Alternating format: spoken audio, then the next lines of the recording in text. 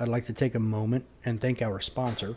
If you have a laser device for training and you want to take it to the next level, or if you're looking to get into using a laser device for training, check out the products at laserapp.com, LASRAPP.com.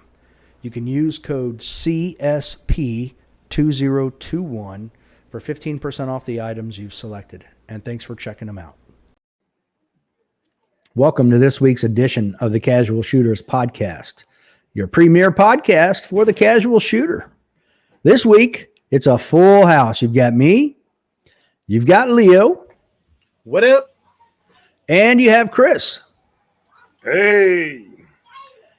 And what could be more appropriate for a guest during the week of Veterans Day and the Marine Corps birthday than some competitive shooter who is also a former Marine. How you doing, Sean? We're welcoming Sean Griffith. Hey. All right, so our guest this week is Sean Griffith. Okay. So, Sean, why don't you go ahead and take a second and introduce yourself, and then we'll get into more things. Say that again. You're breaking up a little bit. Go ahead and take a moment and introduce yourself. Oh, yeah. Hey, guys. Sean Griffith, prior Marine, as you said, and then I shoot competitively. So I live in Southeast Georgia in Brunswick. And so I kind of stay in that Area 6 region. So pretty much North Carolina, Alabama, down to Florida, and just hang out, shoot all the matches that I can shoot. Okay. Now, Sean, what we normally do is we start with some questions where we get to know our guest. There are 5 pretty easy questions. They're basically icebreakers. So the first one is, what is your favorite movie? Ooh, hands down, it's Tombstone. Nice. Val Kilmer playing Doc Holliday is far and away the best movie character ever. I'll be your Huckleberry. Yeah, that's pretty classic. There's so much good stuff in that movie. Yep. Okay. Now, I saw you spent, 4 years in the Marine Corps? Yep. Did you do much deploying? I did one deployment in 2010, January to August, I guess. Yeah, August to Helmand Province, Afghanistan. Okay. So I guess it would depend, but I know anytime I got deployed was always prime reading time. So what's your favorite book? I'm not a huge reader. We were I was a comm Marine with an artillery battalion, so they kept us pretty busy. I don't know that I had a lot of reading time. Maybe I did, and I just didn't use it well. So I've read, I don't know, probably some of the shooting books have been the most interesting to me. So I teach firearms for a living for DHS right now. So like, the Talent Code, I've read Brian Enos, all of Ben Stager stuff. So I don't know that I really have a favorite, and I'm not that much of a fiction reader. The Talent Code was very interesting for me. Just kind of how skill is a measured thing. It was insightful. Okay. I'll have to check that out. Talent Code. Yeah, it's by Daniel Coyle. Daniel Coyle. Okay. The next one is a Huggy special, and that's, who's your favorite superhero? Ooh, I think my son would be angry if I said anyone other than Aquaman. Okay. And he's 6, so he kind of runs the show in the superhero department. Okay. Like current I like Aquaman, not Aquaman. Cartoon Aquaman. Correct. Jason Momoa's Aquaman. Yeah, he loves it. Cartoon Aquaman was... No, I never watched it until the new ones, which I like them too, so I can get on board with that. Okay. He's nothing like being able to talk to a fish. Yeah, correct. I mean, who wouldn't want that superpower? I mean, I love seafood. Favorite gun and caliber? Ooh, that's a tough one. Well, I shot the Shadow 2s for the past 2 years in 9mm. That's one of my favorites, but I think probably an AR-15 and 5.56 it's got to be my all-time favorite. Okay. But I've got a 14.5 Daniel Defense. That's probably my favorite rifle currently. All right. Pretty popular weapon. I like it. So what was your, and the last question, the fifth question, I try to personalize it. So with your time in the Marines, what was your favorite time? It can be an assignment, a duty station, a deployment, a school. It can be anything. And don't say your EAS. That doesn't count. That was probably it. No, I had a great time in the Marine Corps. I loved it. I loved every minute of it. In fact, I probably shouldn't have got out. That's one of the few regrets I have was getting out. But it is life. I want to say when on deployment to Helmand was one of my favorites, but I think my favorite, I had a group of friends that when I was stationed at Camp Pendleton, I was with the 11th Marine, so 511 is in 43 area. If you're familiar, it's down in like a valley of Pendleton. That's where the 11th Marines are, and the gym there. So every day when we get off work at the comm shop, we would go back and play video games for like an hour while the pre-workout kicked in. And I mean, this was for 3 years. We did this every single day. So we go out, we drink pre-workout, play like Halo or whatever for like 30 minutes till we were all, take pre-workout, your face is itchy and all that. And then we would drive to 4 minutes to the gym and go work out. That was probably my favorite time because, a group of Marines, ridiculous things happened every time. But yeah, that's probably my favorite memory. Okay. All right. I'm just curious what the pre-workout was. Oh man, it's like I kind of treat pre-workout. I still do like I do bourbon, where I just buy like a different one every time.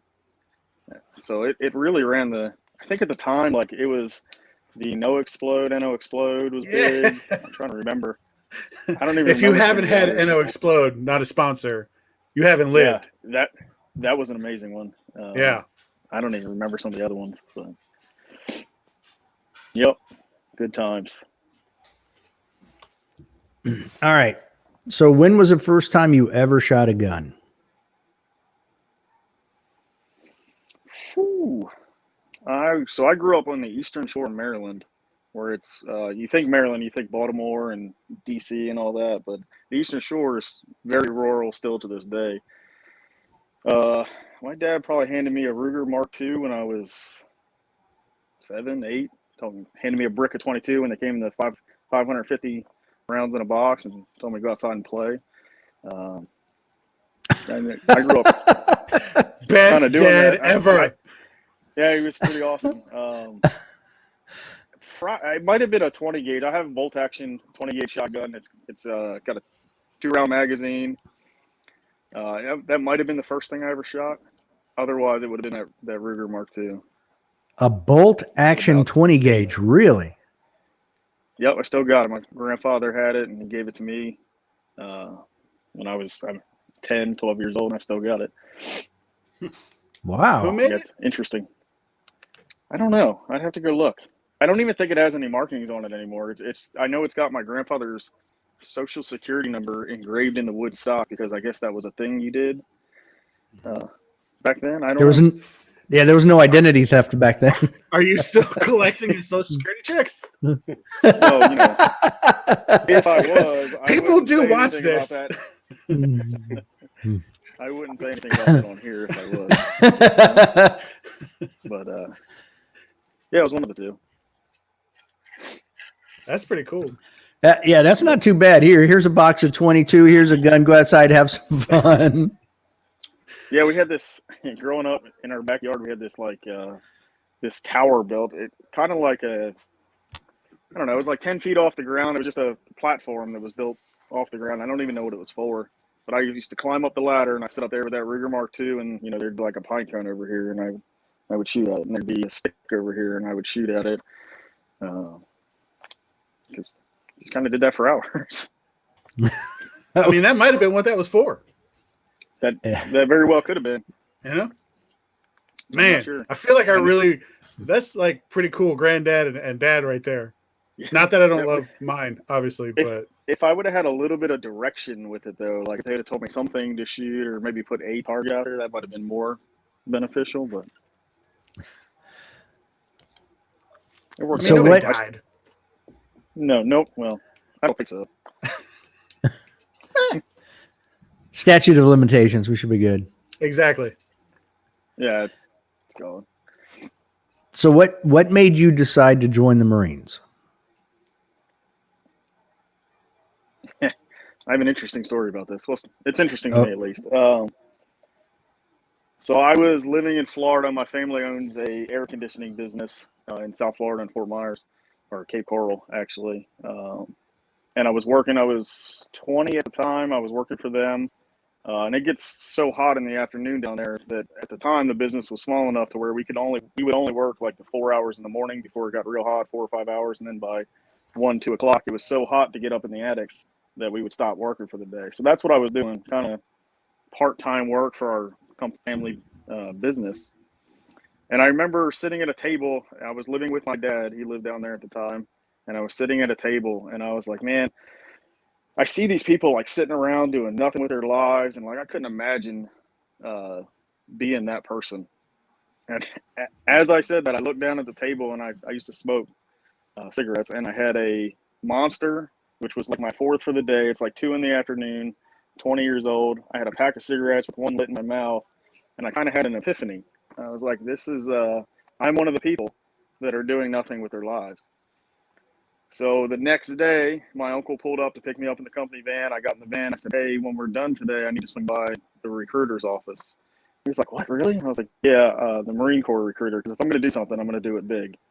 I like it. That day after work, we went by the recruiter's office, and I sat down with the recruiter, and I remember he pulled out those 11 yellow tiles.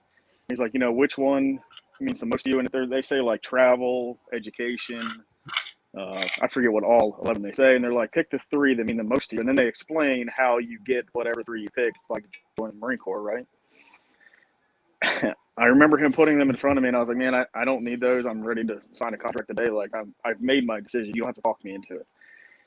So I ended up signing a security forces contract right there that day. It wasn't long. It was maybe a month later. I shipped out the MEPS, and when I got there, I have tattoos outside my sleeve line, and it was for presidential security forces. So the gunny and MEPS said, I don't know who your recruiter was, but you can't have this MOS with tattoos outside your sleeve line. I said, all right. So I said, you have a couple options. You can ship, you can call your recruiter and try and get your MOS changed, which I tried to do. Nothing I wanted was available at the time.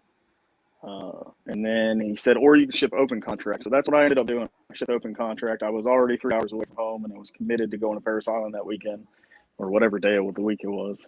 So I just shipped open contract. But it was, it was a short time frame.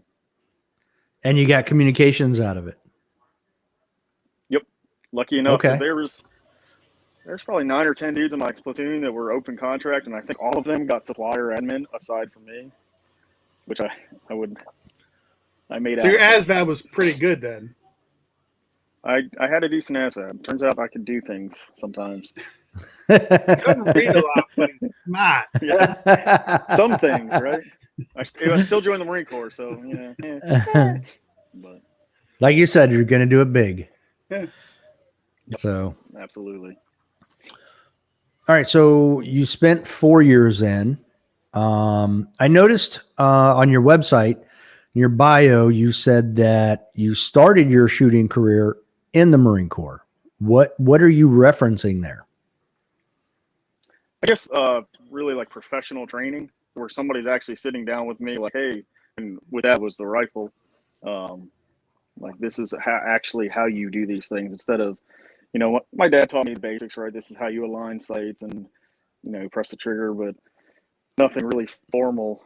So when I got in the Marine Corps, obviously they teach you in basic how to shoot. And then as I went through, I think it was 3 years in, I qualified for the first time with the Beretta, and really starting to get some professional training on how to shoot anything.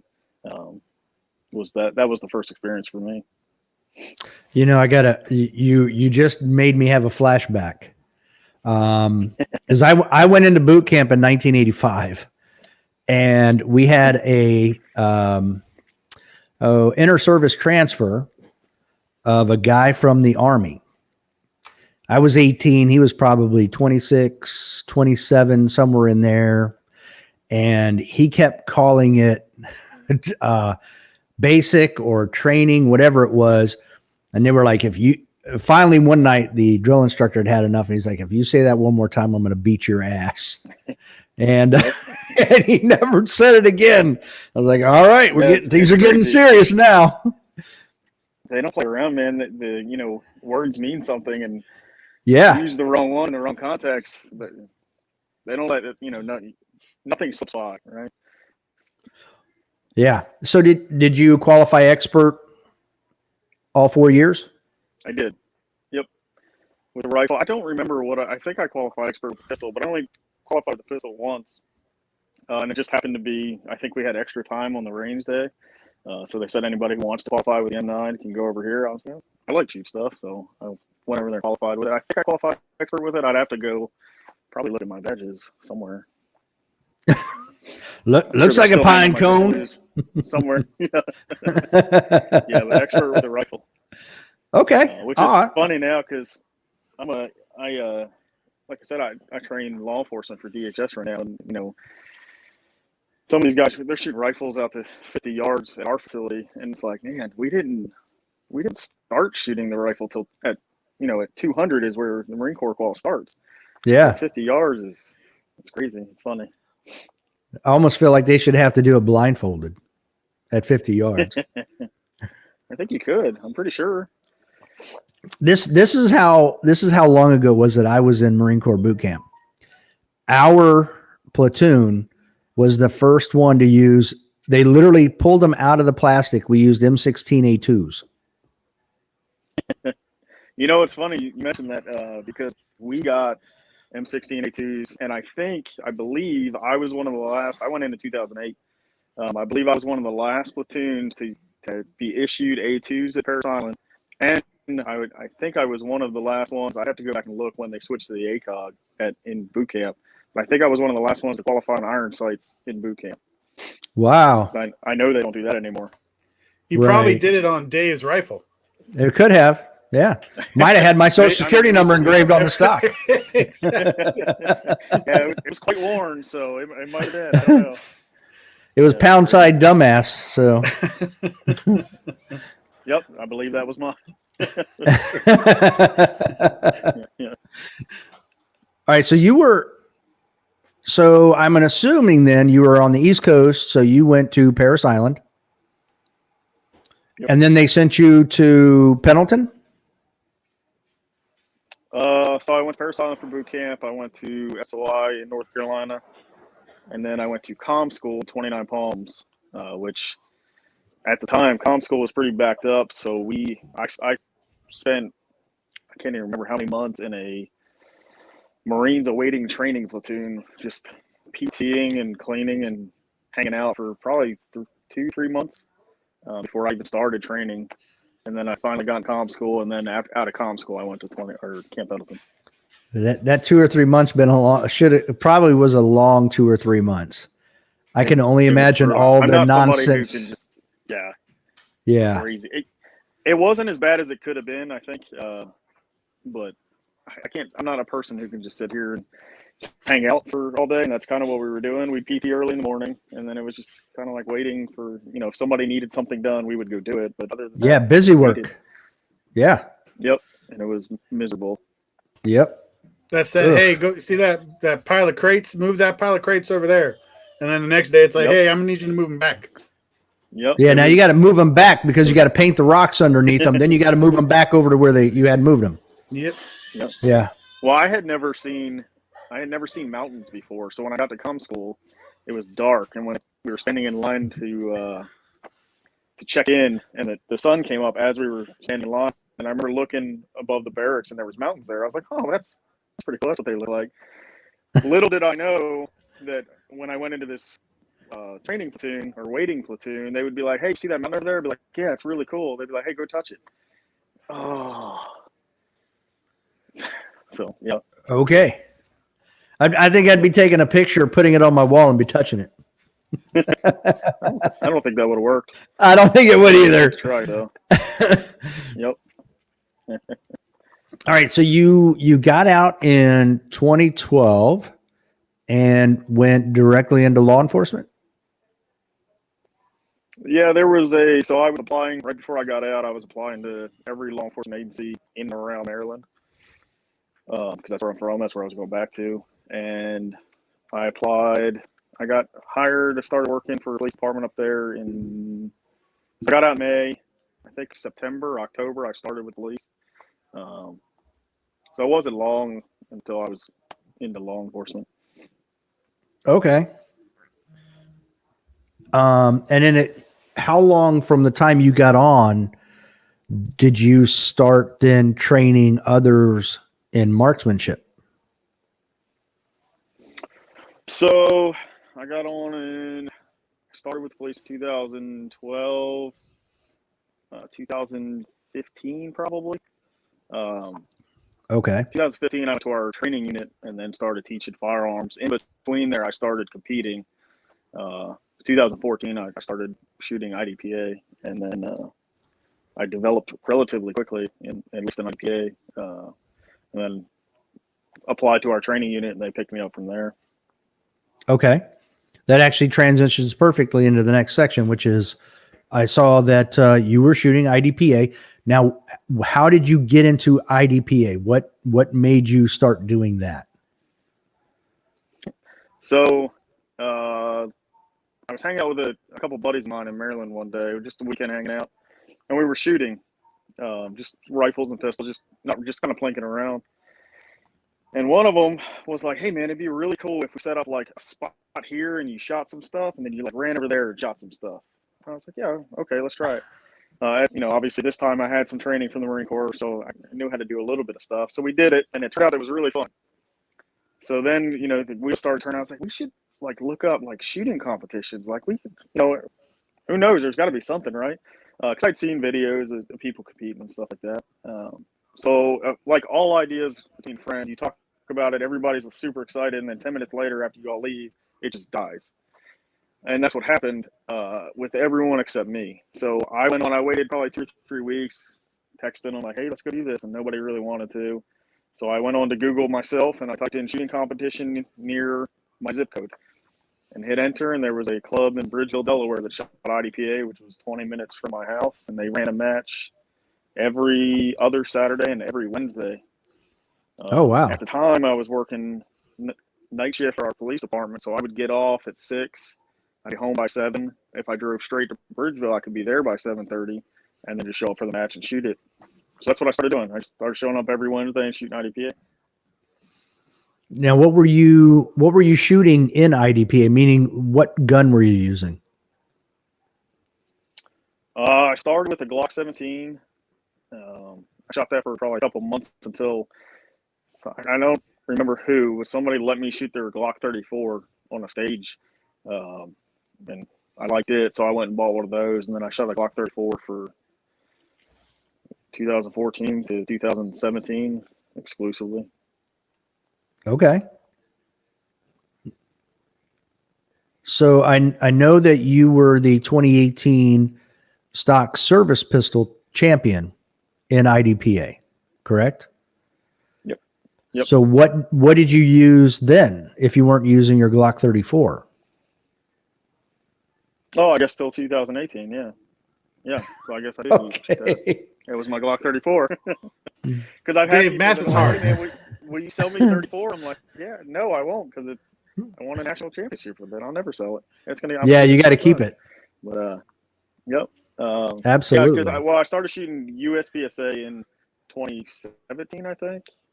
But I shot that 34 in Uspsa for a year before I switched to the Shadow 2. So that makes sense. Oh, okay. Now, did shooting USPSA help you win the national championship in IDPA? No, I shot. So I moved in 2017. I moved from Maryland to Georgia. I took a detail down to the Federal Law Enforcement Training Center down here in Brunswick. That's where I work now. When I did that, I came down here and found IDPA club, and still only shot IDPA up until. See, nationals was September of 2018, I think. So I shot IDPA only until early 2018, and then I started kind of dabbling in USPSA. I think I shot a couple matches. Okay. But at the time, I was trying to win nationals, so I really focused on just IDPA. I didn't really mess with USPSA too much until after nationals, and then I switched over pretty much exclusively to USPSA. Okay. I didn't shoot a whole lot of it before nationals. No. Okay. For everybody listening, what is the stock service pistol division in IDPA? It's pretty much similar to production in USPSA. It's a, I guess, a production gun. I don't know the number they have to meet to sell. I don't know if it's like if they have to sell 10,000 to be considered legal, but it's the stock-ish version. So I think at the time you could change external parts, but you couldn't change internal parts. I could be wrong on that. But I ran stock Glock 34. I put the Vogel trigger in it, which is pretty much just a polished stock trigger, and then I think it's got a minus connector, and I had the Dawson, like a flat rear, blacked out rear sight, and a red fiber front, and everything else was stock. Okay. So what then caused you to transition? So you were dabbling in USPSA. You went and won the 2018 IDPA championship in SSP. Yep. So what made you to decide to switch over to USPSA exclusively after that? Had you felt like you completed what you were aiming to do? No, this might get a little controversial. So, I was after nationals, I was kind of shooting both, pretty much 50-50. Here down in Maryland, there was no USPSA clubs at the time that were really near me. Down here, it was the opposite. There was not really any IDPA clubs that are near me here.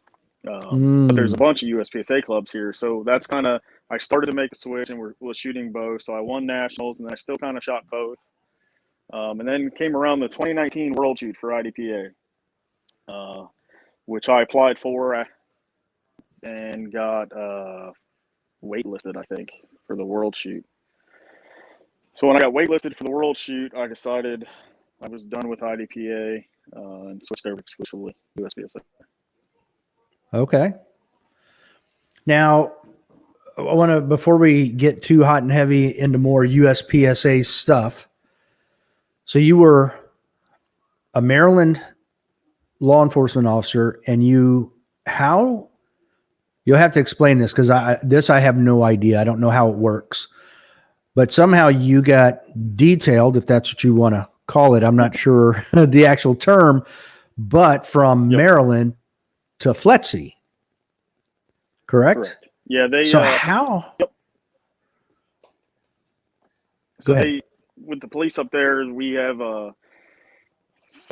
FLETC runs off partner organizations. It's federal law enforcement, and part of the deal is that most agencies send people down on 3 to 5 year details down here to Instructor as part to help out. Most agencies do that. So a spot came up for a detailed instructor from the agency I was with, so I put in for it and ended up getting it. And 2017, I came down here on that 3 to 5 year detail. And very then nice. In 2020, that detail. So I was 2 years and some change into that detail. My wife and I knew we weren't going back to Maryland, which I like Maryland, but I like it here better. So we decided to stay. So I jumped over to DHS to work for FLETC full time. Okay. That must have been a pretty nice deal when that popped up and able to switch over like that. That's cool. It's fun. Yeah. Yeah. It happens quite a bit. The environment down here is nice. Right. And I mean, let's be honest, not trying to be controversial or cause issues, but I mean, the rules for shooting down there are a little bit better than the ones up in Maryland. So 100%. Absolutely. Yeah. Well, that Yeah, and you so that have, makes sense. you know, it's We're talking like, about the state, not like the law enforcement stuff, right? 'Cause- Yeah. Yes. Okay. Yes. I was like, I don't know if I'd be saying that. Yeah, it's Yeah. much more gun friendly down here. Yeah. Yeah, exactly. So Okay.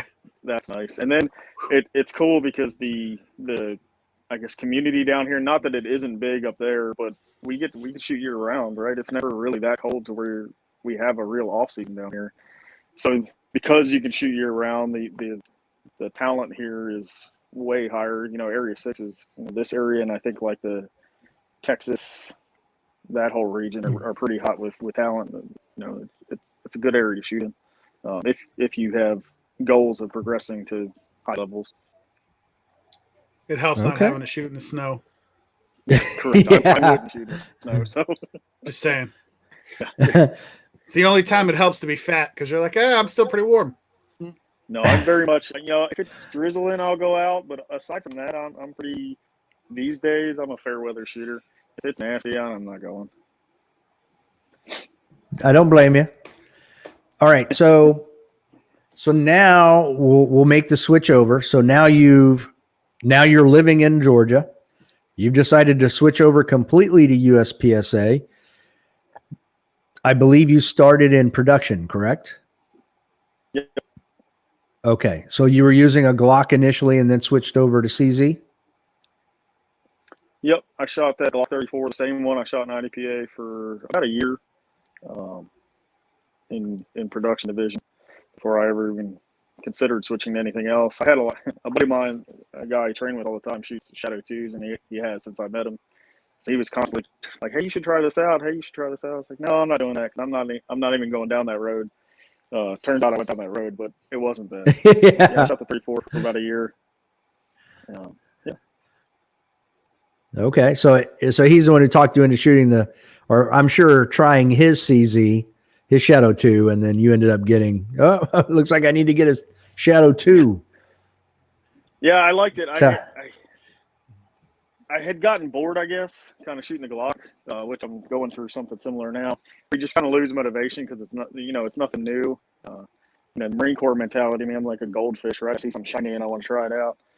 But so I held his Shadow 2. I was like, this is pretty cool. I could have some of this. So a buddy of ours was actually selling a used one. So I bought it.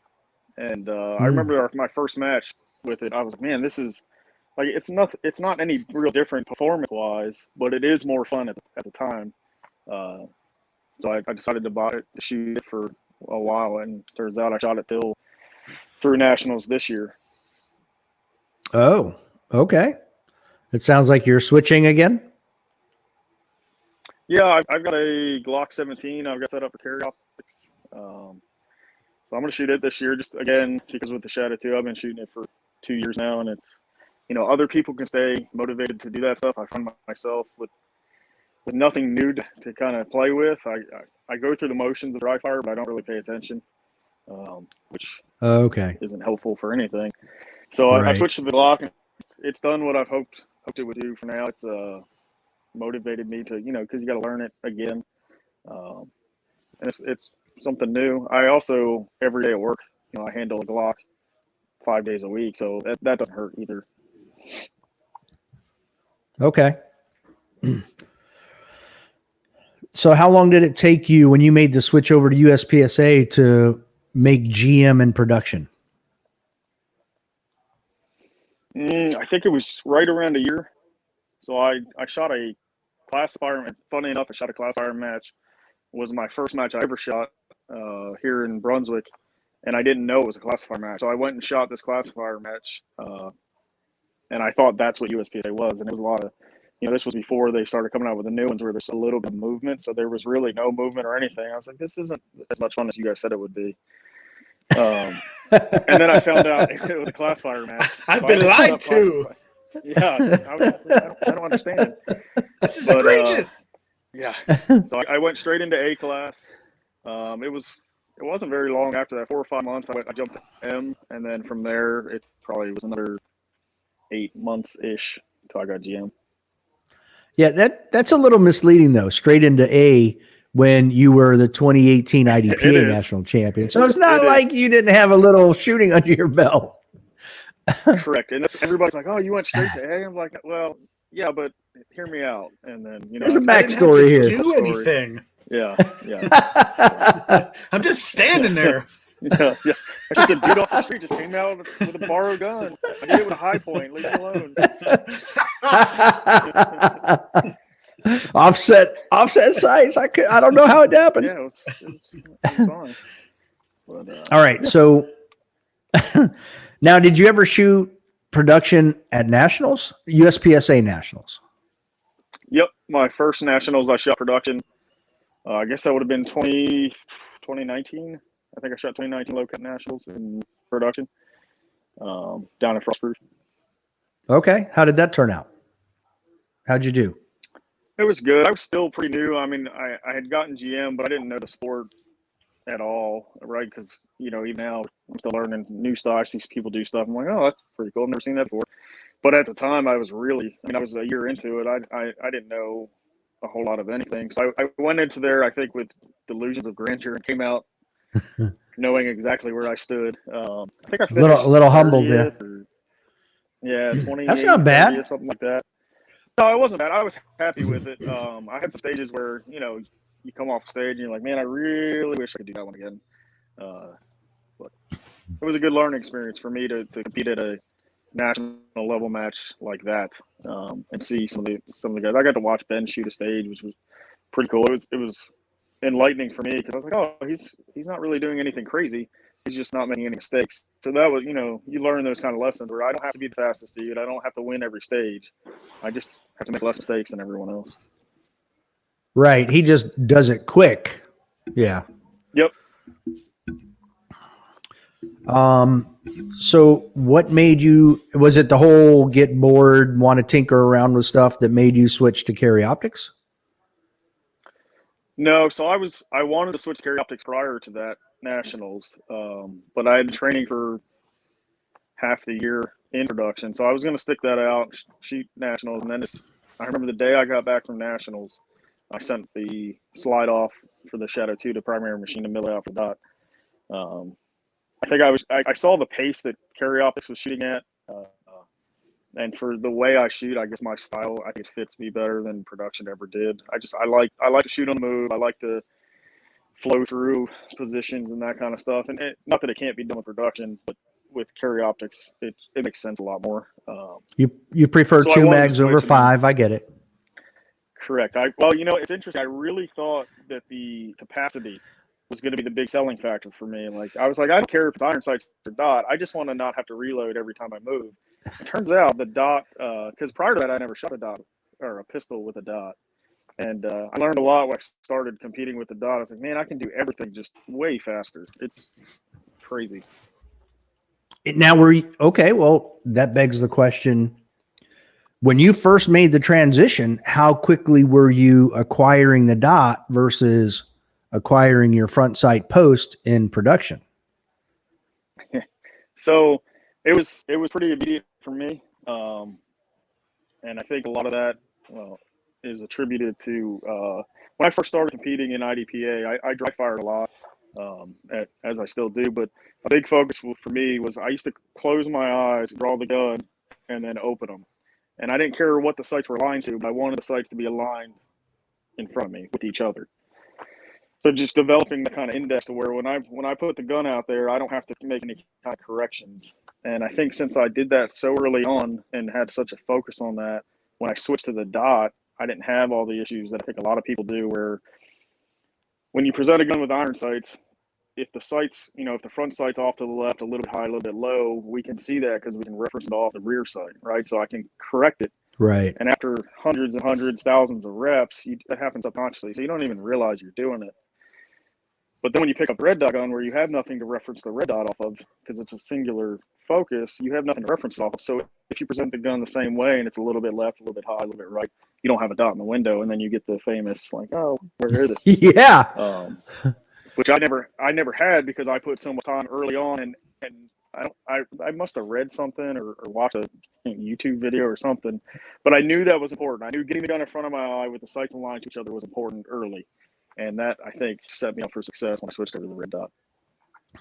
I know when I first switched to the red dot, I was asking other people shooting carry optics. I'm like, how are you picking up your dot so fast? I mean, the easy answer is like you're saying. I mean, it's just a lot of dry firing and presentation, to build that muscle memory. But good Lord.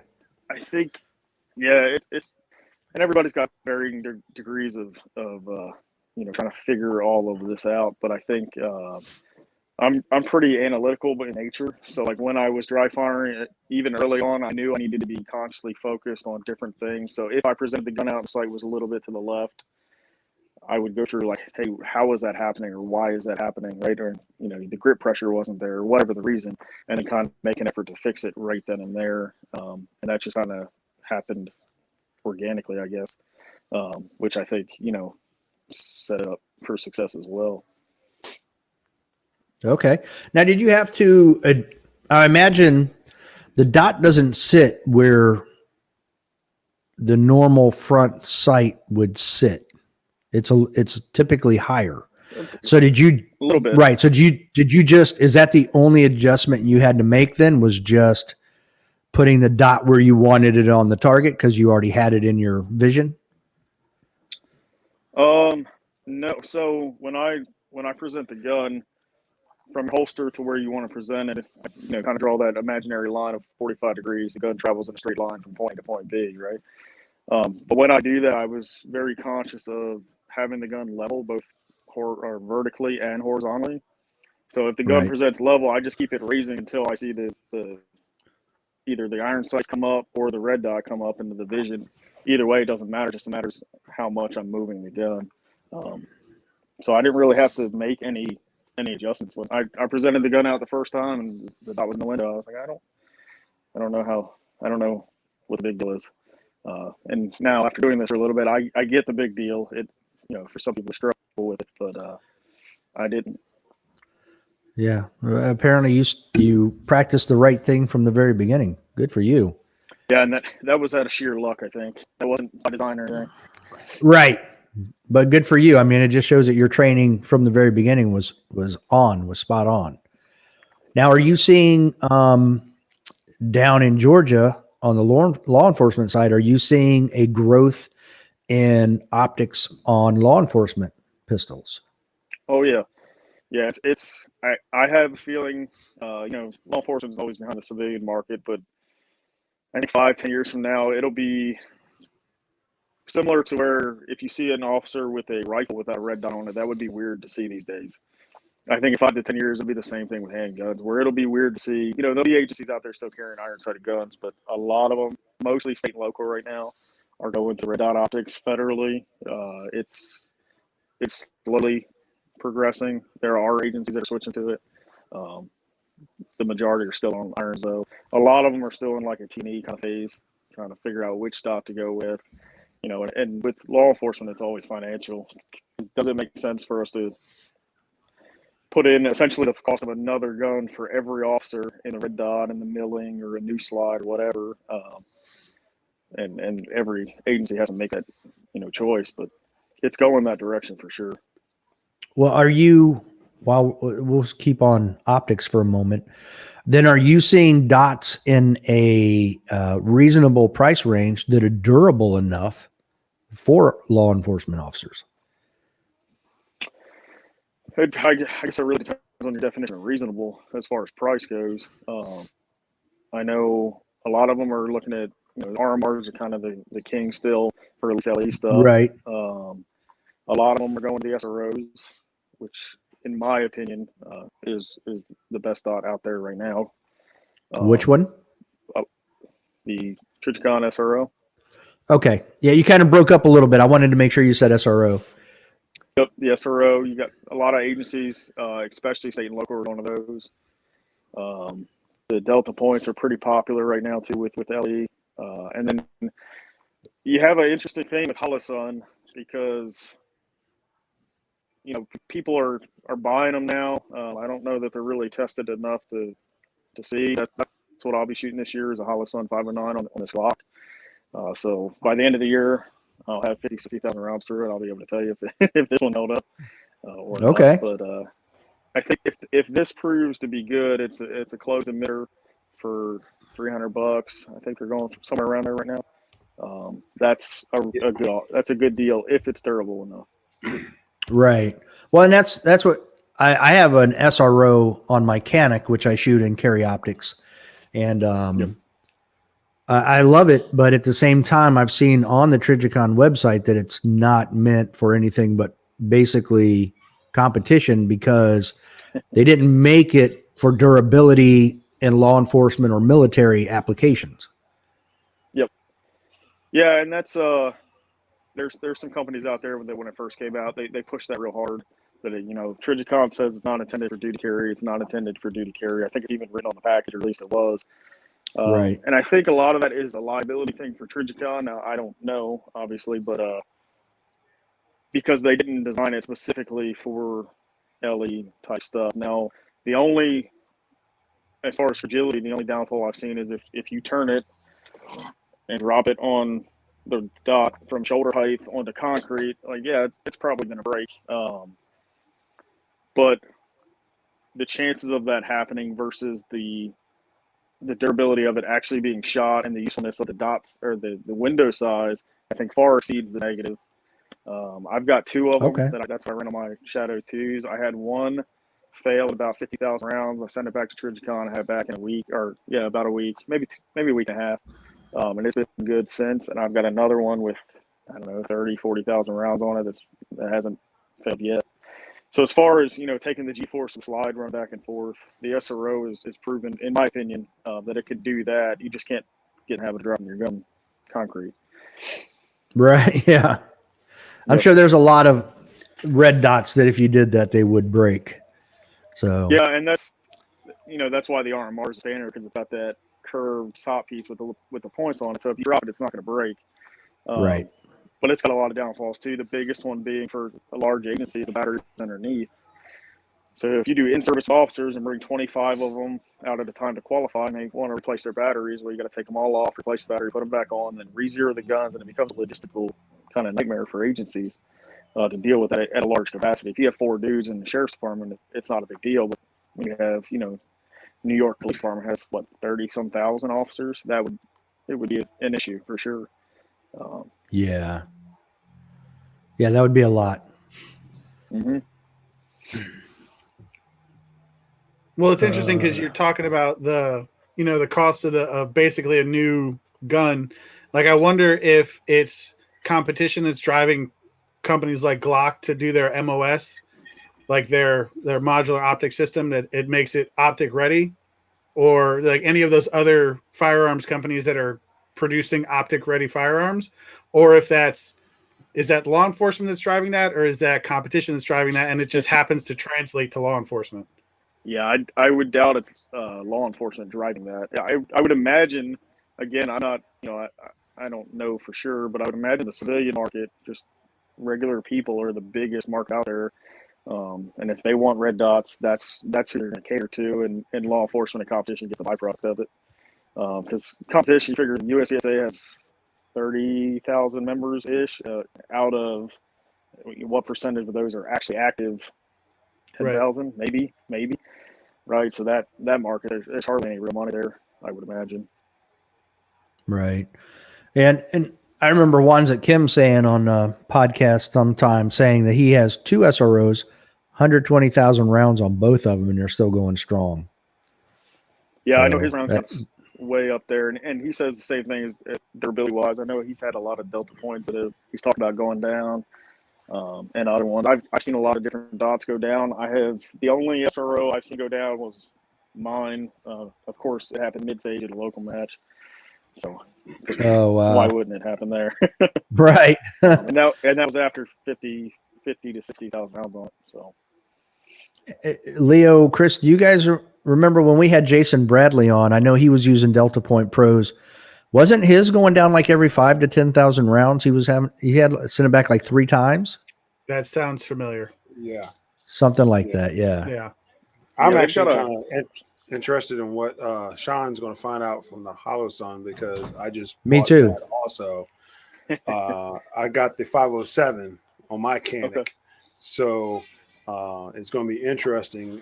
I don't put as many rounds through as you do, so it'd be interesting to hear what the outcome will be with you putting as many rounds through it. So Yeah, I'm curious myself. I had a one of the guys on our squad had a 5.9 on a Walther at Nationals this year, and the back glass fell out. But Oh, the back glass, I guess it's only there to enclose the emitter, right? So he still had a dot projected. He could still shoot it. It just no longer. It essentially was just another open emitter dot. okay.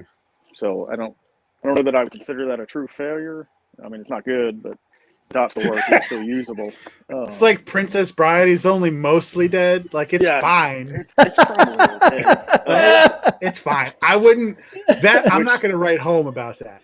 Well- I've read online with the 509s that back glass, I guess, is a known issue falling It's out. extra.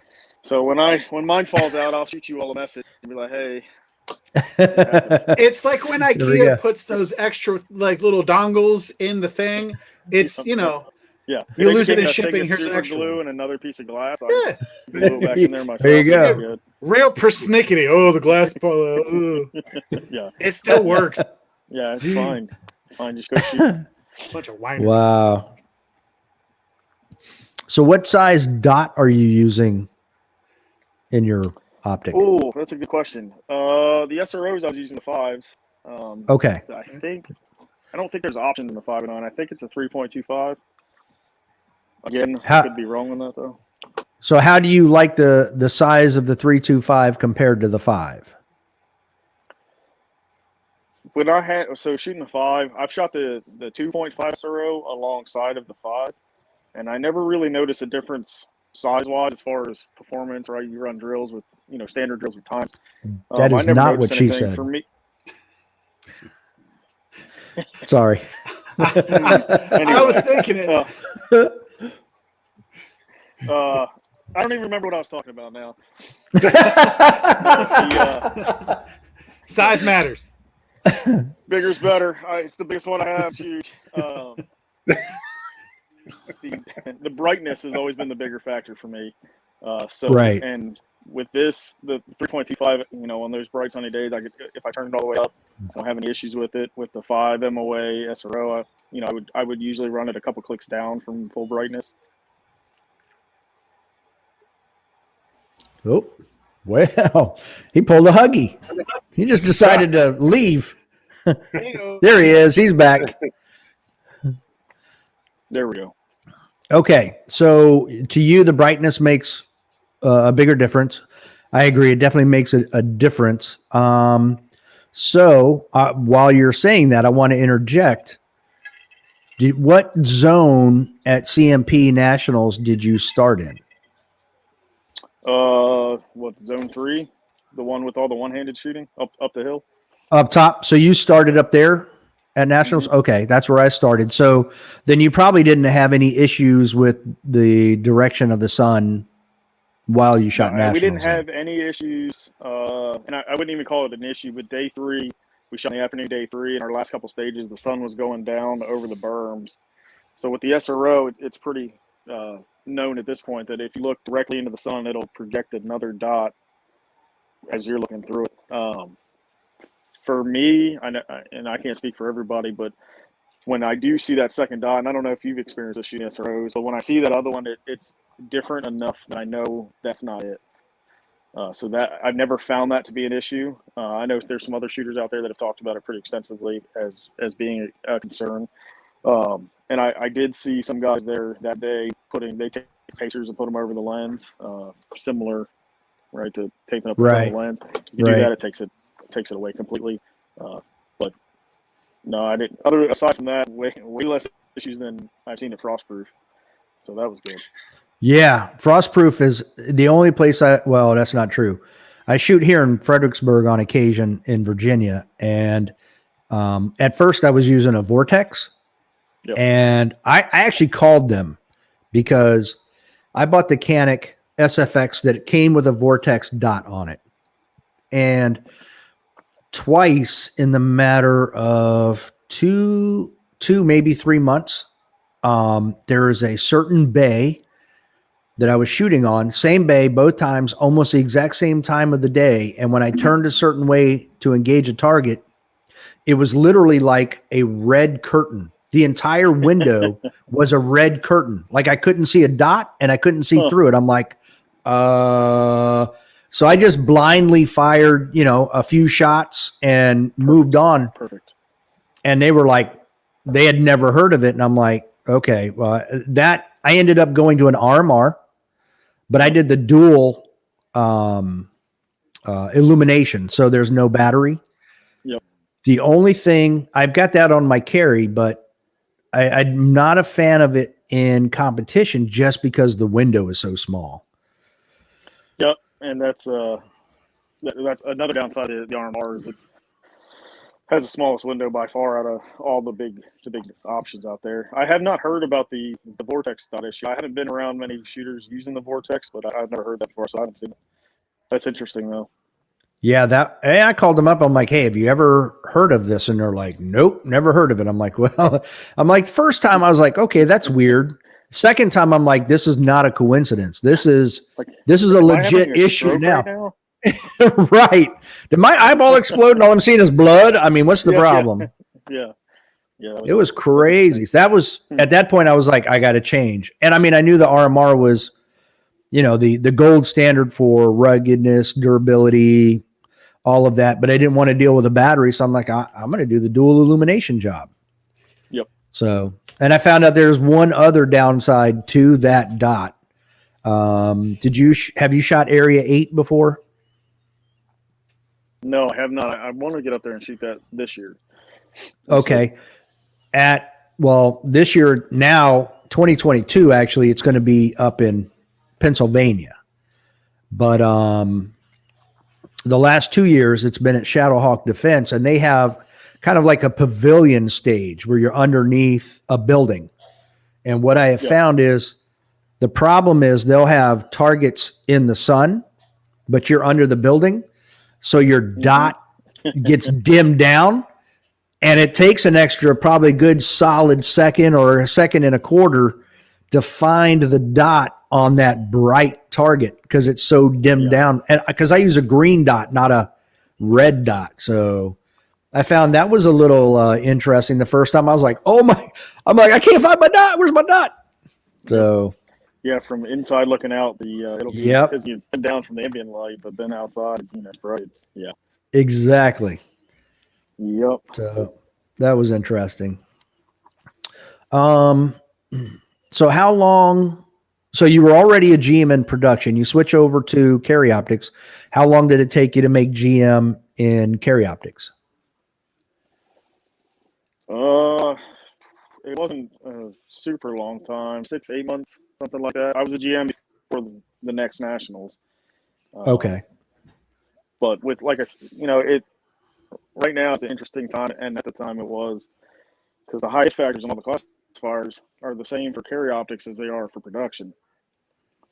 So I have on classifiers that production you have a choice but to do a reload. Now I don't have to do that, and I'm shooting a red dot, which makes me significantly faster in the first place. Making GM with carry optics was way easier than making GM with production. Okay. So then you shot 2020 factory gun nationals. Yep. And you were fourth. Yep. That's impressive. Very impressive. It was good. It was a good match. I shot a really good match there last year. It's also a little misleading, I think, because if you're into the sport, you understand kind of all the dynamics. But if you're not, last year carry optics was paired with production, right? I believe that's right. Yes. So you had a lot of the big shooters, the big name guys shooting, it was split up. Whereas this year, most of those dudes aren't shooting PCC. So this year you had everyone shooting carry optics. Well, but this year too, though, the results are skewed because of that. So like you were 18th this year, But you would have been much higher had all those dudes who normally don't shoot it weren't there. Yeah, and that's where it gets skewed. If you're outside the sport, you're like, oh, you finished 4th and then you finished 18th. Like, yeah, but I don't think you understand. So last year I was 90% of max, 90% of max at 4th place. This year I was 89% of JJ in 18th place. So it's obviously 18th. I should have, I didn't shoot a great match this year. I had a lot of things happen that should have been totally in my control. I just didn't control them well. But I think had I shot a performance like last year, this year, it would have been better. I've still not developed enough to be in a contention to win yet. But it'll take some more time. Well, and that's actually why I brought this up, because there's an actual question here that I'm talking about this stuff, and that is, what is your end goal? I mean, are you looking to be a national champion in USPSA carry optics?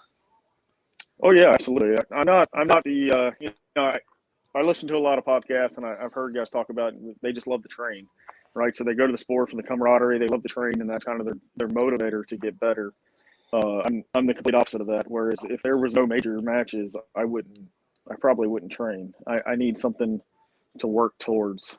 So winning nationals is a goal, and then obviously going to the world shoot is the goal. Okay. Which is just going to take some time. So I'll either be the best red dot pistol shooter on the planet, or I'll die, whichever happens first. Well, I know which one of those options is mine. I mean, that's a goal. I got into this game way too late for that. So, Yep. All right, that's awesome. So, all right, so you want to be world shoot. I'm going to throw a Lanny Basham question at you then. I'm ready. All right, you win nationals, then what's your goal? Are you done? Are you out of the sport, or are you resetting your goals for something else? If I win the U.S. Nationals? Yes. USPSA Nationals. Yeah, I mean, then, you got to qualify for the World Shoot team. So you have to win or place well for 3 out of the 4 Uspsa Nationals and USPSA Nationals for 2 years. So then, 1 win is good. It's awesome. I'd celebrate for sure. But, the next day would be right back to it, trying to prepare for the next one. I think if I win the World Shoot, then I don't really know what the goal is after that. Probably just to do it over and over again. But I got a lot of steps in the road before that happens. Right. I just bring that up because I've heard other high level shooters say, they would set a goal for themselves, and once they achieved it, they're like, okay, now what do I do? So that's why I'm always curious. Yeah, I'm pretty good about writing down. I'm a big believer in writing down your goals and that kind of stuff, because if you see them over and over again and read them, right, it keeps it more real instead of, if you don't write it down, it's just a dream. If you write it down, it becomes a goal. So I write all that down, and I've got each step that I want. I know, obviously I've got performance goals, but more so I've got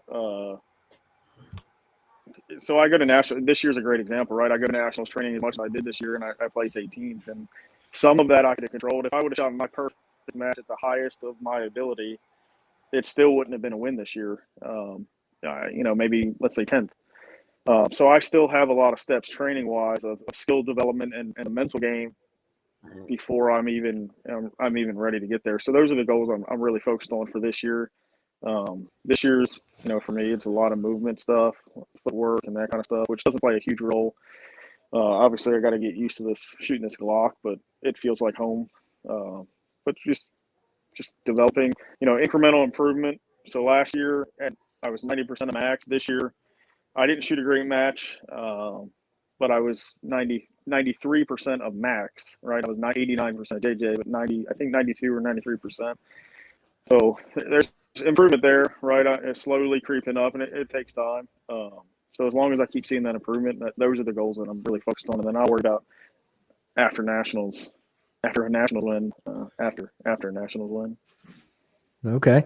Yeah, 92 or 93% is, and not shooting your best match is pretty solid. That's definitely an improvement. Again, that could be skewed because I don't know if Max shot his best match, right? Right. So you don't really know. That's what makes the sport so interesting. Is anybody can beat anybody on any given day. It really depends. Like I said, it's not who's the best or who's the fastest or who has the best splits. It's who's the most consistent on the days that matter. Yeah, I agree. That's why this is also one of the most frustrating things I've ever done too. But. Yeah, that's what I think is going to make next year's open production PCC and limited nationals interesting, because it's 4 days of shooting. So, they're going to have to do it again on a fourth day, which I think is going to make it even more critical. Yep. That they're able to maintain that consistency over 4 days and not 3. Yeah, absolutely. You gotta hold that together for now another whole day, which each day, I mean, it's mentally draining. Like you might only shoot 5 or 6 stages, but you come off there, and you're mentally exhausted. I know, like when I get home from training, I'm not physically exhausted. It's not really physically that hard, but you're just mentally drained from planning your stage runs and visualizing and all this stuff. It's draining. So keeping that up for 4 days at a time. I think that nationals is like 27 stages or somewhere in that. I mean, that's something like that. Yeah. Now, does Yeah. that mean An that, argument with your wife? yeah, does that mean that now you're going to strategize of like who's going to sandbag the first day and then come back the last 3 days and just eat it up, because the people who ran hard the first 3 days are now going to be falling behind on the last day? Now it becomes a strategy game. In my mind, I think, like you said, running hard for 4 days is taxing. So how do you strategize yourself so that you don't burn yourself out either in the beginning or in the end? Yeah, I think, obviously I can only speak to how I do it. As far as strategy, it's hard to do it. But for the first couple stages, I shoot the way I'm used to, right? And then after that, as scores start to populate on practice score, if they're live scoring, you can start to track like, hey, am I on pace or am I off pace? Do I need to make some adjustments from here or there? But until you know some of that kind of information, like the first couple stages of nationals, you just have to go out there and do what you train to do. And then once you get some information, then you may be able to start making adjustments. But most people can't. They don't have the ability or the mental game to be able to use that information to make an adjustment, myself included. I go out there to shoot, from the start, I'm trying to shoot as many A's as I can, as fast as I can, right? So there's not a whole lot of wiggle room for me in there. I mean, I can do it faster, but if I do it faster, I can't guarantee anything hits wise. So even if I see that I'm not on pace with somebody else, I don't know that there's a whole lot at this point that I could do about it. So I don't know if your strategy really, for me, I don't know if my strategy really changes. Right. It seems like Ben's strategy would work very well in the 4-day match, because his thing is always he shoots fast, but he doesn't do anything risky. So he's very consistent in that regard, and he doesn't get that whole. We were talking to Phil Strader recently, and I mentioned Casey Eusebio. I mean, he'll be 10% above everybody on one stage, but then he'll be 120th on the next stage. He's very up and down. Excellent shooter. I love watching him because he is fast. Exciting. He's very exciting to watch, Very fast. but he's also very roller coastery, Yep, and that's that's kind of the game is consistency, right? So Yeah. like I said, I could go out there and shoot every stage I've shot at nationals. I can shoot it faster than what I shot it, but I shoot it with the same points as what I shot it faster. Right. Yeah, right? your score. I may be able to hook up and get a couple stage wins out of it, but does that do anything for me in the match? It probably hurts me more than it helps me, because the ones that I bomb I'm going to bomb. So I think very few people. I've heard Mason Lane talk about it a little bit, about kind of having the ability to adjust, and it's not really pushing. It's maybe at the end, of a day or the match, you see you're a little bit behind, right? So then you can start taking some risks that you normally wouldn't have. I was squatted with Matthew Nash. Okay, yeah.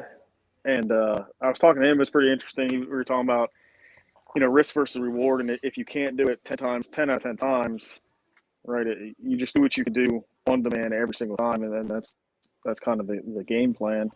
And that was just, a different way to think about it than I have been, which I really like. So I'll be taking that with me this year as well, right? There's some times where I'll do some stuff that I can't guarantee I can do that 10 out of 10 times. So I gotcha. So, all right. So you've shot at Frostproof. Now you've shot at CMP.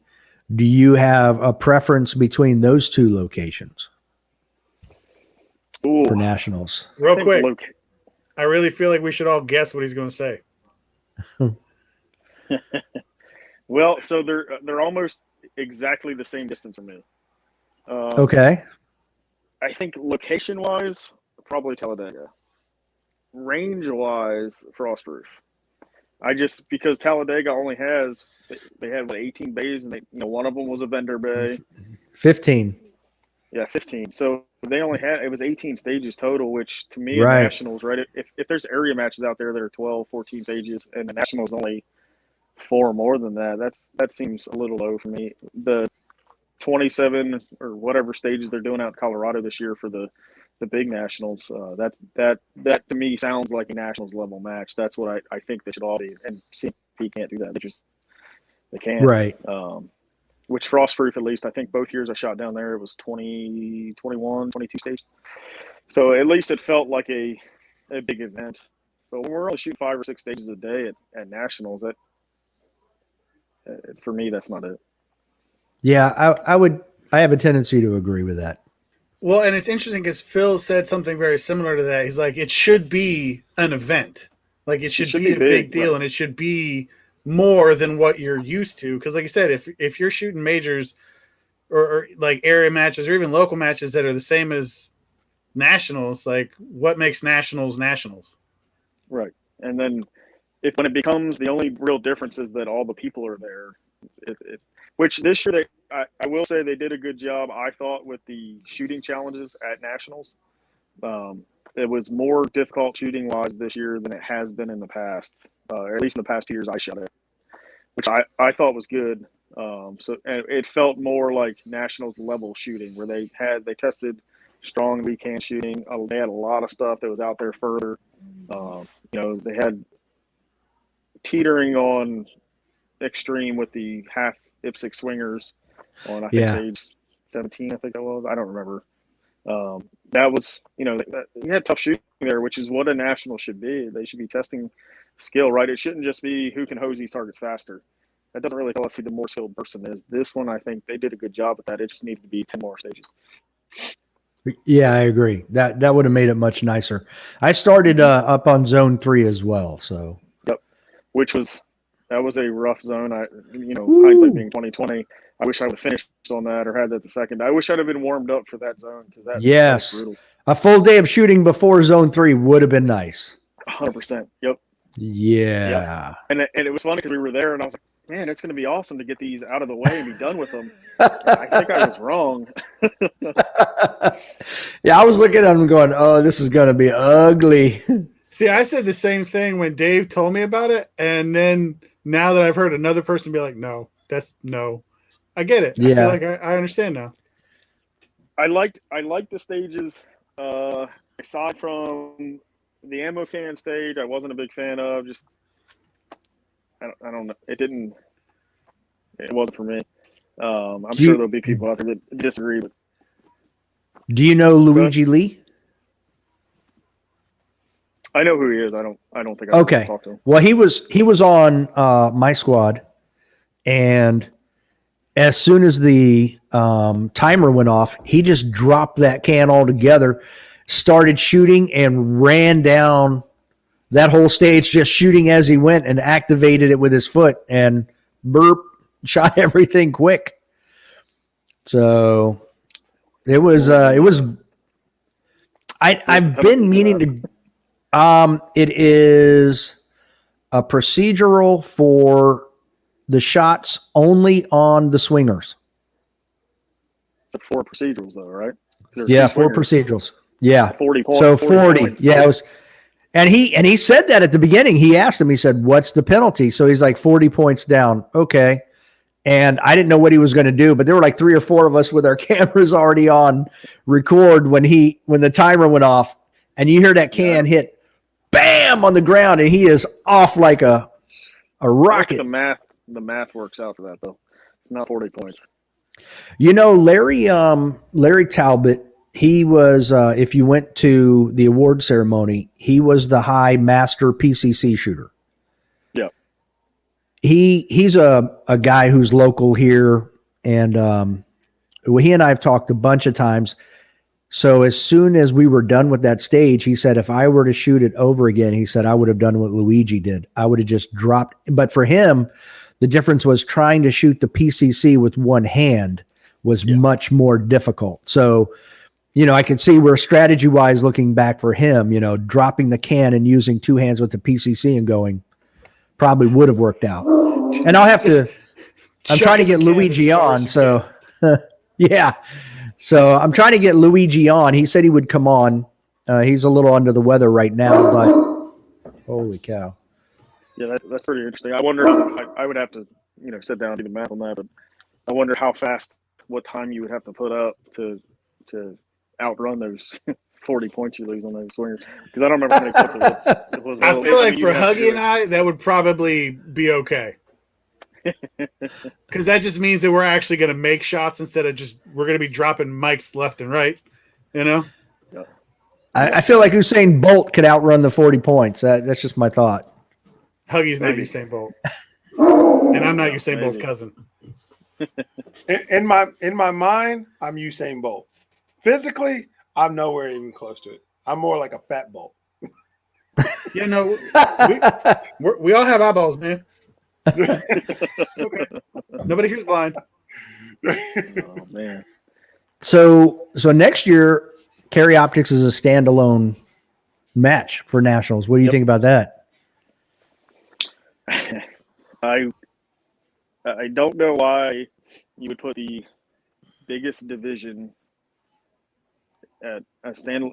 I get why they did a standalone match, right? Because you had the most people there. But why you do it right CMP and not put one of the other divisions there instead of the fastest growing and the biggest one? What, you know, if you have this giant nationals out in Colorado, I don't understand why Carry Optics isn't part of it. However, I would much prefer to drive to Talladega than fly to Colorado to shoot it. So, right, I'm that's convenient. 5.5 convenient. hours from it, so it's fine with me. But still, you know, it's going to be the same thing. It's going to be 18 stages is the most they can do, I would imagine. Right. So that's how yeah. I let that. It's bittersweet for me. I mean, I'm excited that it's its own match, but I would like to see 500 or 600 Carry Optics shooters there. With, like you're saying, even if they had held it at Frostproof, I'd have been good with that, just because, again, you're at least 21 stages. So, yeah, I think if you held it at Frostproof, I don't think you'd get 500 or 600 shooters down there, though. I think there's a lot of people across the country that are tired of, you know, because everyone not on the East Coast has to fly to Frostproof, and I think people are tired of it. Yeah. Especially with Shannon gone now. What's that? I said, especially with Shannon Smith being gone now. Right. Frostproof. Right. Now, have you been out to Grand Junction, to Cameo? I have not. Yeah, me either. I hear it's really nice. I talked to Jim McBurnett. I had to make sure I said his name right. I've been mispronouncing it. He's here in Virginia, but he did a bunch of IT stuff at Cameo. Like, he wired a lot of those stages, and his company did. And he walked me through last year's Virginia State match. He was showing pictures and everything that they're able to do from an IT standpoint, live streaming every bay. It's just crazy, all the capability of that range. It really is set up for like a huge event like nationals. Yeah, see, that'll be pretty cool. That was cool about this year, I thought, with, I guess, Federal sponsoring the live streaming stuff and them switching bays, right? As the squad's getting ready or the next shooter's coming up, they switch to somebody who's getting ready to shoot. Obviously it wasn't perfect, but it was much cooler because in the morning or the afternoon when we weren't shooting, we'd live stream it onto our TV at the Airbnb, and we'd watch other people shooting and that kind of stuff. So that was pretty cool. I thought they did a good job of that. So. Okay. Yeah, I didn't see any of that. I saw the camera set up, obviously, but I didn't see actually any of the live streaming. So I'm excited to see what next year's, especially since I probably won't be going to Cameo for the 4 days of Nationals. At least I can sit back and watch the live streaming of it. If I buy an open gun between now and then, I might go, but that would be the only way. That's a lot of days off from work and travel and everything else. I mean, not if you're sick, Dave. That's true. I'm just saying. So at what point did you decide to start your own training company? So I did a little bit of it in Maryland before I moved down here, and then as I started to compete, mostly just from being at matches and having people like, hey, like I would like to train with you. Like, oh, okay, well, come on out, and then eventually that gets to a volume where you can't, I can't do it for free and spend every day at the rig with other people. I like to, obviously I teach firearms all day, every day at work, so I love to do it. Which if you ever, if you have shot a match with me or ever do, and guys ask me questions and stuff like that all the time, and I like standing there. I'll talk about stage plans and whatever they want to talk about.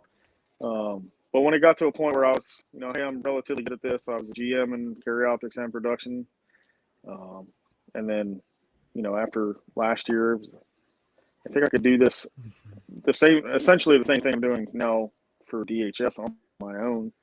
Which is the direction I'm trying to go here in the future is eventually would be my goal is to leave DHS and just teach for me, travel around. Okay. We'll see. Nice. So it's Griffith Shooting Solutions, correct? Yep. So what are all the different types of courses that you teach? So right now I'm doing 2-day competition classes, kind of build to people that understand, that they're not new to shooting, so they compete a little bit. They understand the game, kind of the rule set and that kind of stuff. And then how do I, if I'm a C class, how do I get to B class or A class, or how do I perform better at matches and that kind of stuff. So I teach a 2-day competition class, and then I'm currently I run, or I don't run, but I teach a lot of our red dot stuff where I work for the agency that are switching to red dots. So I'm developing a red dot pistol course just because that's, that everybody wants that right now. And then we'll kind of see what moves forward, but more along the lines of, I guess, performance shooting would be a good term. Right now, I'm not really in the business of doing basic shooters, just because that's, I'm doing that full time all week, every week right now. I don't want to do that on my weekends. Okay. So if you were to, when you do get to the point where you branch off on your own, self-employed, you're doing all of that, do you plan on doing more than just the competition side of shooting while you teach? Yeah, as far as what I'm teaching? Yes. Yeah, so I think for me, I love teaching the competition stuff because it's easy for me to watch a shooter, shoot a stage or shoot a drill or whatever, and kind of pick out, hey, these are things like this is your lowest hanging fruit. This is what you need to work on, especially in the competition world, right? So if you're shooting all alphas at a decent pace and you're running and stopping in every position, like, hey, maybe blend those positions together, that kind of stuff. It's easy for me to see that. But I also understand that the competition community is relatively small, and the instruction staff it's saturated. So until you have 5 or 6 national titles under your belt or world shoot, right, people are going to go to the people who do, which is fine. But I think for me, I'm going to try and kind of gear more towards like performance shooting for regular people and a lot of law enforcement, just because that's the field that I've been in for so long.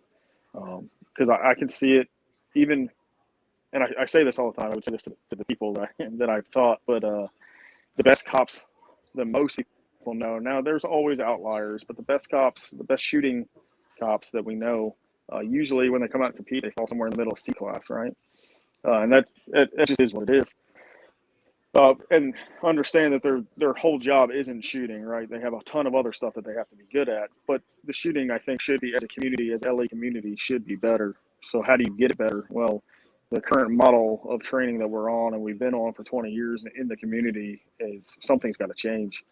So if we start bringing performance shooting or competitive principles to the LE world, where we break down skills, we focus on efficiency and start getting people sped up in just the shooting part of it, and then take that sped up shooting and then put it back into the whatever tactics an agency is running.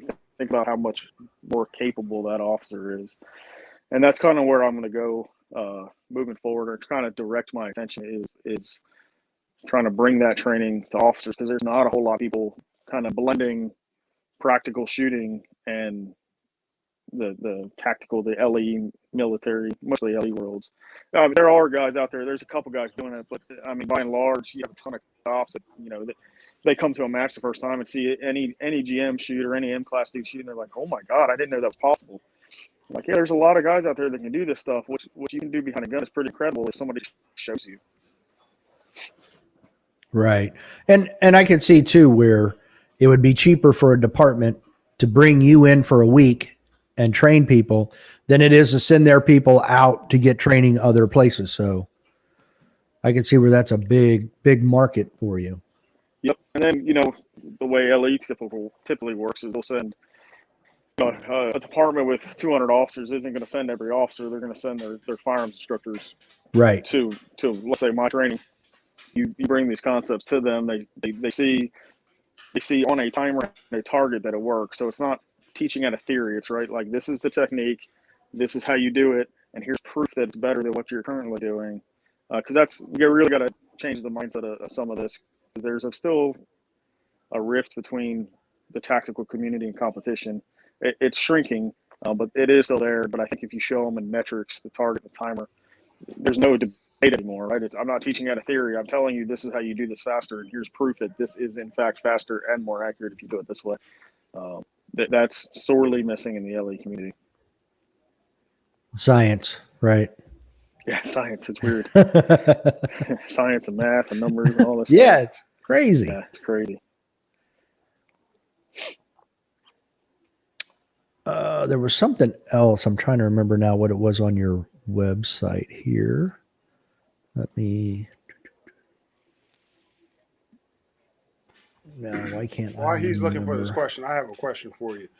Have There you you go. shot? I know you say you shot production, but have you ever competed with your service weapon in competition? Nope, I have not. The police agency I was with in Maryland carried M&P 40 cals, Okay. which didn't really fit in any division well. No, which I like the M&Ps. Not enough to go buy one and compete with it, but I liked them. But no. Gotcha. All right. That's Dave's mini horse. Yeah. One of them. Yeah, I see that. that's the mini horse. Huh. My son's got a pet lizard. Oh, is that what that is? Oh, Okay. Oh my goodness. I got Somebody's wanting my kid has a attention. fish, but he's not in here. I don't remember now what it was. I was going to have a question for you about your. Was it the performance Website. versus the competition class? I'm trying to remember now. I mean, I see that on here, and maybe that's what it was, but I don't recall now. Okay. Yeah. But I mean, that we'll go with that. I mean, what is the difference between the performance and competition? So my competition class, we start off, we shoot a stage cold just so I can evaluate all the shooters. Then we go in kind of like fundamental shooting stuff for like half a day. And then we start getting into like competition skills, right? So like target transitions is a big part of it. We started working into like movement skills. We talk about stage planning and mental management and all that kind of stuff, right? Everything that kind of goes into sport of shooting USPSA.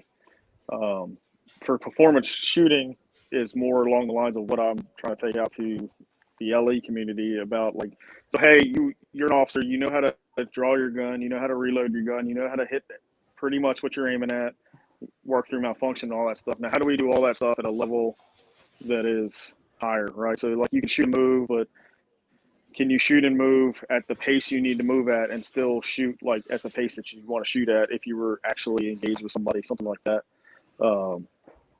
Just teaching everything. The performance class is based on teaching everything, all the skills that we already do, just how to do them at the highest level of whatever you're capable of, right? So like you come to me, hey, my draw to first shot at 70 yards is typically around 1.5 seconds. All right, well, at the end of the 2 days, let's try and have you down at 90 draw to first shot, right? So how beneficial is that for the officer in the street to cut their draw time down by 25% or 50% when most engagements are real short, right? That first round time really starts to matter, and then how do we, without going too far into it, so LE across the nation has about 30% hit rate, which means 7 out of 10 bullets miss their target on average, right? So our typical training model is, sights and trigger, put sights on the target, press the trigger at a pace that's not fast, it's not slow, it's kind of just a pace that isn't really anything in either direction. But what happens in an actual LE gunfight? Well, the officer draws the gun as fast as they can, they run the trigger as fast as they can, whether they can control it or not, right? And that's why we have a 30% hit rate, because they're looking at the target, they're running the gun as hard as they can possibly run it, but no one showed them how to control that. Now, is it controllable? Well, I think we all agree that is, because USPSA competitors do it every weekend, right? I'm going to go out and shoot a match tomorrow, and I'm going to do just that. Mm-hmm. So it's possible. We just have to teach people how to do it, and that's where the big disconnect has been. Is no one's, again, there's a couple guys out there doing it, but no one's really brought that to the LE market and sold it in a way to where, hey, you're an okay shooter, but you could be really awesome. And then if you apply this awesome shooting back to your tactics, room clearing or traffic stops, whatever it is, just think about the capability that you have now where you can draw the gun at 0.80, break that first round, and then shoot 16 splits or 18 splits after that. Think about how much more proficient that is and how much safer you are as an officer. Plus not sending, 9mm bullets at 1,100 feet per second out into the world with no accountability. Right? So it's just making everybody more capable. And that's what the performance shooting class is all about, is kind of bringing that capability of every little detail of shooting a handgun up to whatever their highest level is possible. And then giving them a training plan after I leave, right? So you're only going to get so good in 2 days with anybody. So what do you do after I leave? Do you just go back to what you were doing? Well, you can, but that doesn't really help anybody, right? So having a plan of like, hey, this is your low-hanging fruit. This is how I would dry fire that. This is how I would live fire that. And if you stick with it for a while, now you have this really proficient officer behind the gun, prepared for whatever happens. So is your performance pistol then primarily going to be for law enforcement?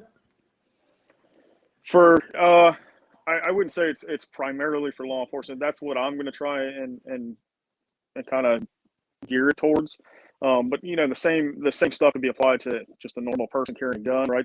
The same problems occur where if they're faced with some kind of encounter, they're going to draw the gun as fast as they can. They're going to run trigger as hard as they can. Again, whether they can control that or not is irrelevant. That's what's going to happen. So how do we get people to control that, right? So really for anyone carrying a gun that already has a level of ability. Okay. Right. They already have the basics and you're just trying to make them a little bit more proficient with that. But that again goes back to, if I'm a police chief or a sheriff of a department, again, I think I'd rather bring you in and train. You might be training my guys plus a couple of other areas around us, but also being able to, teach them how they can use their facilities best to train their people, I feel like is probably another aspect that can be improved upon as well. Yep. And that's a big key part that's missing is how to train in the first place. right? Because we get Yeah. a lot of agencies out there, and people too. They go out and shoot a course of fire once a quarter, 60 rounds or 50 rounds, whatever it is, and that's their training for the year. But that's not training, right? So you have to actually break skills down and work them individually, independent of other skills, and develop them, and then put them back into that big picture. Right. And that's not well understood across the board. All right. Well, that's all I have, Sean. You guys have anything? I did, but he actually answered it because I wrote down like, oh, what's the difference for your training between competition and like everyday care or something like that? But you answered it, so now I don't have a question. Yes. So thank you for answering my future question now. But yeah, that's what I also had. have a special skill called telepathy. I knew it was coming, so I just figured I'd answer now. And listen, I appreciate it because now I don't have a weird way to like. But so yeah, no, that's actually what I had. Oh, not true. Hold on, I do have one more. This is actually more of a statement than anything else. I feel like we should give you the nickname RMR because you're rugged and durable, especially with that beard. Because we were talking about the RMR, and you were like, "Oh, because it's really rugged and durable," and I'm like, "I feel like that should be your nickname." I think he's frozen. I think He's frozen because it's such a good nickname. Yeah, I was like, yeah. He's like, I'm out. No. Or pretending to be frozen because he doesn't want to, reply. But either way, I think that's a dope nickname. And if he comes back ever again after that, maybe that's what we'll call him. Yeah, he's gonna be like, yeah, nope, frozen again. I don't even care. That's what I'm calling from now on. RMR. That is funny. Don't have an amazing beard, you won't get a dope nickname. Not TM, by the way. Not sponsored. Just put that out there. Right. But they can if they want. He's like, I can't handle this. Yeah, I'm out. Right. I just made it awkward. This got real uncomfortable. You talk about me, and look, you made it awkward. Yeah. He's like, I'm out. Hey, Huggy, somebody else had to take the torch from you. Right. That's Oh, good. goodness. I'm glad you did. You're welcome. Yes. But yeah. That is hysterical. He actually answered my question about training because that was really what I had. But yeah. Yeah. So, Huggy, you don't get a question. Sorry, man. I'm good. I actually asked my question about did he use a service weapon during competition at any time? And he answered that. So that was good. So it was good. Well, hopefully he comes back. I think he's like, I'm done, dude. When you come up with a nickname for me, he's like, I'm out. That's it. Listen, man, don't look like Grizzly Adams with an amazing beard. Oh, goodness. If you had to call him Grizzly or something like that, he'd probably be still around. But he was like, he's RMR, the one that was talking about RMR. Yeah, oh, here he comes. He's just emailing me like, you know what? He was kidding. Well, so he had to take a deep breath. He's like, oh. He had to collect himself after that amazing nickname. Yeah. That was a whole thing. I didn't even hear it. Oh, you don't want to hear it. To talk about it all over again. I was saying, okay, yeah, RMR because it's rugged and durable like your beard. See, Huggy, you're making me feel guilty.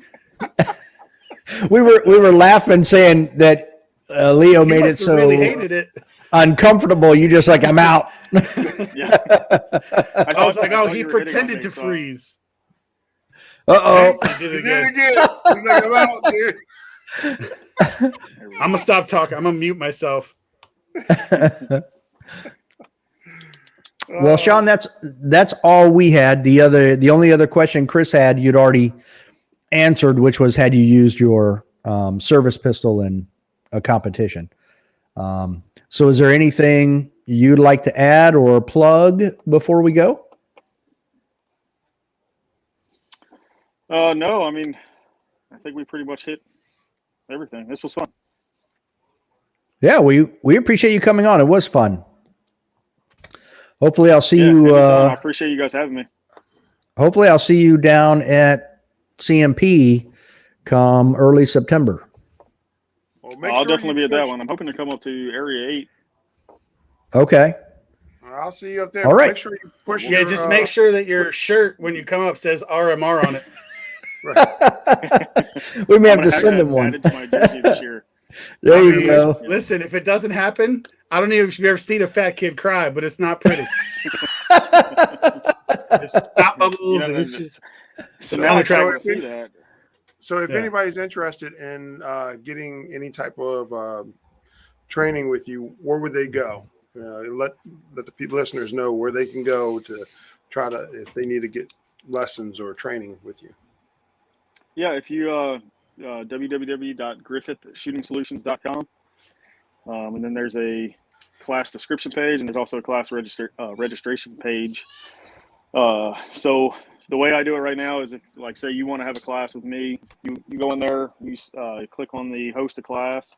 That'll populate an email. You just fill in where at and what, kind of your time frame, and then we could set that up. Or on the class registration page, if I already have classes, like I have one next month in Savannah, down here in Georgia. I think I have one spot left for that one. If you just click on that, it'll take you right to the registration for that specific class. Is it near Paula Dean's restaurant? Because I'm going there to eat during lunchtime, right? You can go wherever you want during lunchtime, as long as you're back by 1. You can't give him too much We got time. He to do won't it. come back. I know.